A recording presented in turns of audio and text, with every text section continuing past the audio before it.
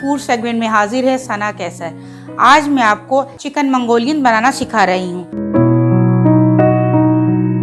Chicken लिया है, 1 अंडा, कॉर्नफ्लोर, नमक, काली मिर्च, सोया सॉस, ऑयस्टर सॉस, लहसुन, अदरक, कुटी हुई मिर्चें, चिली गार्लिक सॉस। पहले चिकन में कॉर्नफ्लोर, अंडा और नमक और काली मिर्चें मिक्स करते हैं।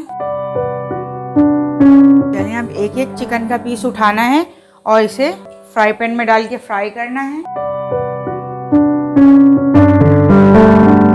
जो मैंने लहसुन और अदरक चॉप करके रखा हुआ था वो डाल रही हूँ। Oyster sauce, soya sauce.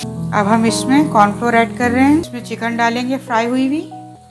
Vegetable add कर देती हूँ, शिमला मिर्च, हरी प्याज भी डालूंगी और अच्छी तरह मिक्स करके और हम डिश आउट करेंगे।